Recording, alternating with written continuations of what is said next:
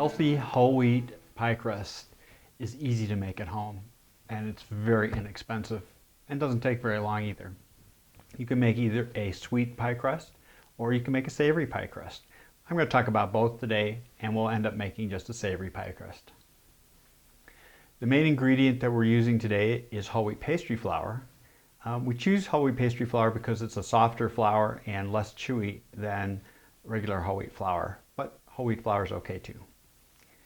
We're going to make two 9-inch pie crusts. For that, we're going to need 3 cups of the whole wheat pastry flour. We'll use a teaspoon and a half of salt and a half a cup of olive oil. We'll use about a half a cup to 3/4 cups of very cold water, and it will vary depending on the amount and the condition of the flour. For sweet pie crust, we use about 3 tablespoons of sweetener, and for a lighter pie crust, we can use about a half teaspoon of baking powder. First, we'll mix together the dry ingredients. Now we add the vegetable oil and blend it until we have nice crumbles. And the importance of having the crumbles is that it creates the flakiness in the pie crust, so not too small, not too big. Add the half cup of water.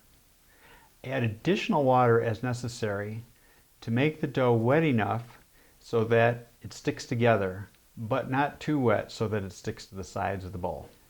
When our dough is pliable and uniform, we're ready to roll it out.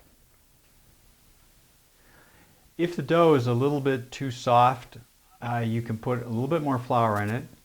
Also, you can let it rest in the refrigerator for about an hour and then bring it back out and let it warm up for about 10 minutes. Cut the dough in half and make a ball. Lightly dust the dough with a little bit of flour on both sides. Roll out the dough to about 11 inches in diameter.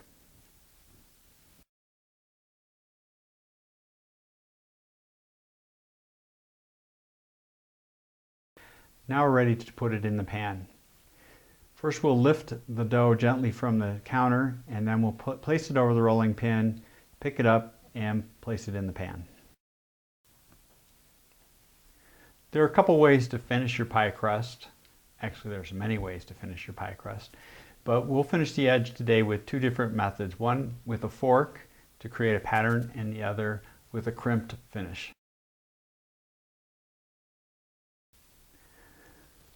When crimping the crust, you need to fold the excess under so you have enough dough to make the crimp.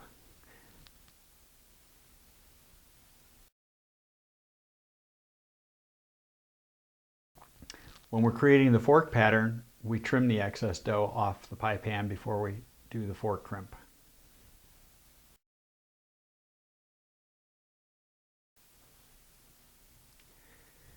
If your recipe calls for a pre-baked pie crust, bake it in the oven for about 15 to 20 minutes at 400 degrees, and don't forget to prick the bottom so that it doesn't puff up while it's cooking.